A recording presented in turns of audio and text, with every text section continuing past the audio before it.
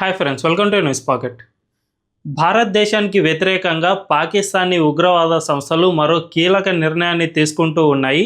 దీన్ని భారీ షిఫ్ట్గానే భద్రతా నిపుణులు అభివర్ణిస్తూ ఉన్నారు. తాజాగా పాకిస్తాన్లోని ఉగ్రవాద సంస్థ అయిన జైషే మహ్మద్ తన సంస్థకు మహిళా బ్రిగేడ్ను ఏర్పాటు చేయనున్నట్లు ప్రకటించింది. దీని పేరు జమాతుల్ మోమినత్ అని కూడా ప్రకటించింది. అంటే ఇప్పటికే ఈ జైషే మహ్మద్ ఉగ్రవాద సంస్థల్లో కమాండర్లుగా ఉన్న వాళ్ళే వాళ్ళ భార్యలను ఈ సంస్థలో మహిళా కమాండర్లుగా ఎంపిక చేయనున్నారు. అంతేకాకుండా ఈ మహిళా బ్రిగేడ్ను ఎక్కువగా మన ఇండియాకు వ్యతిరేకంగానే ఉపయోగించనున్నట్లు కూడా తెలుస్తోంది. దీంతో మన దేశానికి భద్రతాపరమైన ఇబ్బందులు మరింతగా ఎక్కువయ్యే అవకాశం ఉంది. రీసెంట్గానే మనం ఆపరేషన్ సింధూర్ ద్వారా ఈ ఉగ్రవాద సంస్థలన్నిటినీ దెబ్బకొట్టాం. ఇందులో భాగంగానే ఈ సంస్థలు ఈ కొత్త ఎత్తుగడలకు తెర లేపినట్టు అర్థమవుతోంది.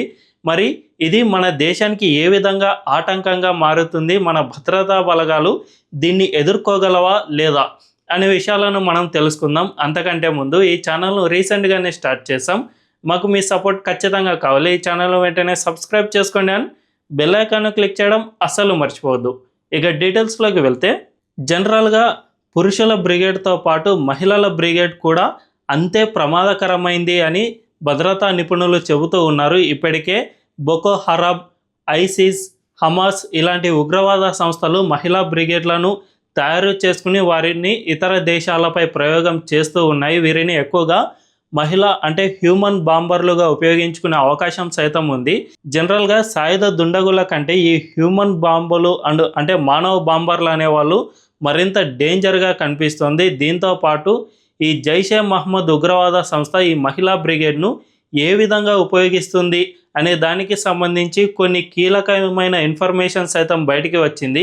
వీటిని బట్టి చూసుకుంటే ఖచ్చితంగా వీరి ద్వారా మన ఇండియాకు ఒక థ్రెట్గానే కనిపిస్తుంది.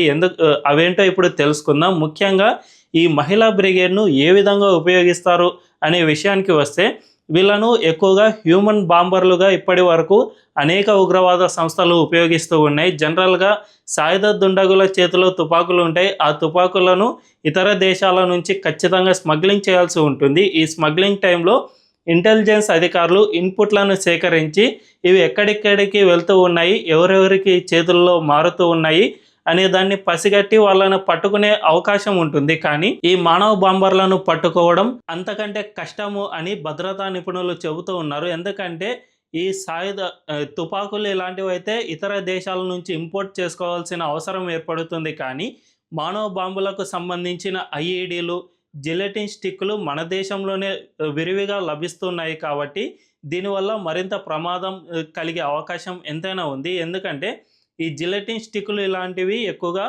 మైనింగ్ జరిగే ప్రాంతాల్లో విరివిగా లభిస్తాయి. అక్కడ ఈజీగానే దొంగతనం చేసుకోవచ్చు. అండ్ అక్కడ గనుల్లో పనిచేసే కార్మికులకు ఎంతో కొంత డబ్బులు చెబితే వాళ్ళు ఈ జిలెటిన్ స్టిక్లు తెచ్చి వీళ్ళ చేతికి ఇస్తారు. దీని ద్వారా ఐఈడీలను తయారు చేసి వాటిని పేల్చేందుకు అవకాశం ఏర్పడుతుంది. ఎక్కువగా మనం ఒక్కసారి గమనిస్తే ఈ ఉగ్రవాద సంస్థలు అండ్ నక్సలిజం వీళ్ళకు కావాల్సిన ఐఈడీలన్నీ ఈ మైనింగ్ ప్రాంతాలలోనే ఎక్కువగా దొరుకుతాయి. రీసెంట్గానే బెంగళూరులో బళ్ళారి మాడ్యూల్, ఐసిస్ మాడ్యూల్ను ఛేదించారు పోలీసులు. బళ్ళారిలోనే, ఎందుకంటే అక్కడ ఎక్కువగా మైనింగ్ జరుగుతూ ఉంటుంది. అండ్ ఛత్తీస్గఢ్లో కూడా మైనింగ్ జరుగుతూ ఉంటుంది. దీనివల్లనే వీళ్ళకు ఇలాంటివి ఎక్కువగా దొరుకుతాయి. కాబట్టి ఖచ్చితంగా ఇది ఇంటర్నల్గా జరిగే పని కాబట్టి దీన్ని అడ్డుకోవడం కాస్త కష్టమే అని చెప్పవచ్చు. దీంతోపాటు ఈ మహిళా బ్రిగేడ్ను cyber warfare and social media ప్రొపగండాను సెట్ చేయడానికి కూడా ఉపయోగిస్తున్నట్లు తెలుస్తుంది. సైబర్ వార్ఫేర్ విభాగాల్లో ఇప్పటి వరకు జైషే మహ్మద్ కాస్త వీక్గానే ఉన్నట్టు మనకు స్పష్టంగా తెలుస్తుంది. కానీ ఇకపై నుంచి ఈ సైబర్ వార్ఫేర్ను ఉపయోగించి కూడా మన దేశంపై ఈ మహిళా బ్రిగేడ్ను ఉపయోగించి అటాక్ చేసే అవకాశం ఉంది. దీంతోపాటు ఈ మన దేశంలో ఉన్న మహిళలను ఈ ఉగ్రవాద సంస్థలకు అట్రాక్ట్ చేయడానికి ఈ సోషల్ మీడియా ప్రొపగండా కోసం కూడా ఉపయోగించుకునే అవకాశం ఉంది. దీంతో మన దేశంలో రాబోయే రోజుల్లో మరింతగా ఎక్కువగా రిక్రూట్మెంట్ జరిగే అవకాశం సైతం ఉంది. దీనిపై మన సైబర్ నిపుణులు కూడా కీలకంగా దృష్టి సారించాల్సిన అవసరం ఏర్పడుతుంది. అంతేకాకుండా ఈ మహిళా బ్రిగేడ్ వల్ల సెక్యూరిటీ చెక్ అనేది కాస్త కష్టంగానే మారుతుంది. ఎందుకంటే ఇప్పటి వరకు మన దేశంలో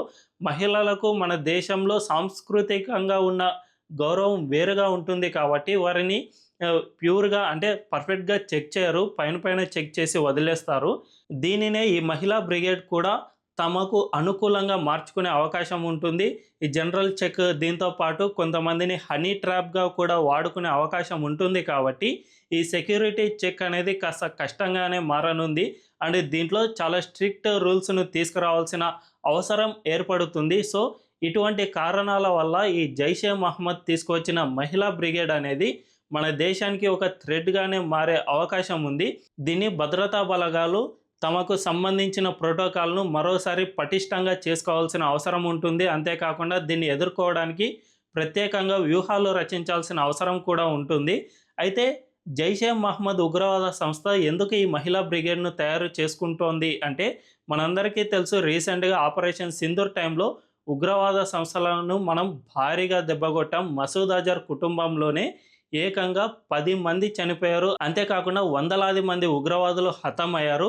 వీరిని భర్తీ చేసుకోవడంలో భాగంగానే ఈ జైషే మహమ్మద్ మహిళా బ్రిగేడ్ను తయారు చేసుకుంది అని వార్తా కథనాల ద్వారా తెలుస్తుంది. ఈ మహిళా బ్రిగేడ్కు రిక్రూట్మెంట్ కూడా కాస్తంత ఈజీగా ఉంటుంది అని ఈ ఉగ్రవాద సంస్థలు భావిస్తూ ఉన్నాయి. ఎందుకంటే ఆ మతంలో ముఖ్యంగా పాకిస్తాన్లో ఎక్కువగా మతానికి సంబంధించిన ఇన్ఫ్లుయెన్స్ ఉంటుంది. కాబట్టి ఆ మతంలో పురుషులు ఎలా చెబితే అలా మహిళలు వినాల్సిన అవసరం ఏర్పడుతుంది. కాబట్టి వీరిపై పురుషుల నుంచి ఒత్తిడి కూడా వస్తుంది. అంతేకాకుండా ఆ దేశంలో ఇప్పటికే కొన్ని ప్రధాన విద్యా సంస్థలకు ఈ జైషే మహమ్మద్ ఉగ్రవాద సంస్థ ఒక సర్క్యులర్ను సైతం జారీ చేసింది. మీరు మహిళలను ఉగ్రవాదం వైపు ఆకర్షితులు అయ్యేలా మీ విద్యా బోధనలు ఉండాలి అనే విధంగా కూడా ఇప్పటికే సర్క్యులర్ జారీ చేయడంతో ఇక అక్కడ విద్యా సంస్థలలో సంబంధించి ఈ విద్యకు కొన్ని కీలక సూచనలు అండ్ కీలక మార్పులు తీసుకువచ్చి మహిళలను ఎక్కువగా రిక్రూట్ అయ్యే విధంగా ప్రోత్సహించే అవకాశం సైతం లేకపోలేదు. దీనివల్ల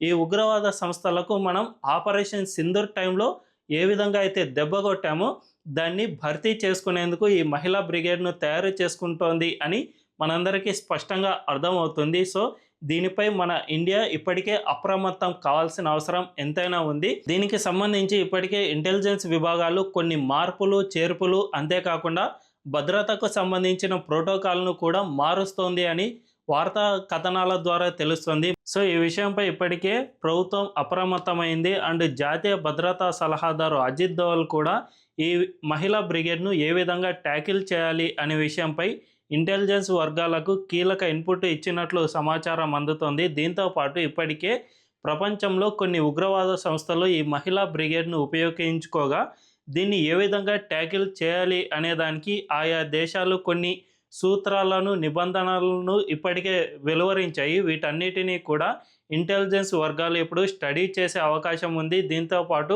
అజిత్ దోవల్కు పాకిస్తాన్ కేంద్రంగా పనిచేసిన అనుభవం సైతం ఉంది. కాబట్టి ఈ మహిళా బ్రిగేడ్ ఎంతవరకు సాధ్యమవుతుంది, ఇది మన ఇండియాకు వ్యతిరేకంగా ఎంతవరకు ఈ ప్రయత్నం అనేది సాకారం అవుతుంది అనే విషయం కూడా బాగా తెలుసు. కాబట్టి దీనిపై ఇప్పటికే ఇంటెలిజెన్స్ విభాగాలతో పాటు జాతీయ భద్రతా సలహాదారు కూడా దీన్ని ఏ విధంగా ట్యాకిల్ చేయాలి అనే విషయంపై కొన్ని సూత్రాలు నిబంధనలను రూపొందిస్తున్నట్లు వార్తా కథనాల ద్వారా తెలుస్తుంది. దీన్ని బట్టి చూసుకుంటే పాకిస్తాన్ ఎన్ని కుట్రలు పన్నినా, అక్కడి ఉగ్రవాదులు మన దేశానికి వ్యతిరేకంగా ఎన్ని ఆలోచనలు చేసినా కూడా వాటన్నిటినీ ఏ విధంగా తిప్పికొట్టాలి అనే విషయంపై మన దేశం వద్ద పూర్తి అవగాహన ఉంది అనే తెలుస్తుంది. మరి దీన్ని భవిష్యత్తులో ఏ విధంగా అడ్డుకుంటారు అనే విషయం తెలియాలంటే వేచి చూడాల్సిందే. ఈ వీడియో కనుక మీకు నచ్చినట్లయితే ఖచ్చితంగా మా ఛానల్ను సబ్స్క్రైబ్ చేసుకోండి. అండ్ ఈ ఇన్ఫర్మేషన్ కనుక మీకు నచ్చినట్లయితే ఖచ్చితంగా ఈ వీడియోను 10 మందికి షేర్ చేయండి. Thank you.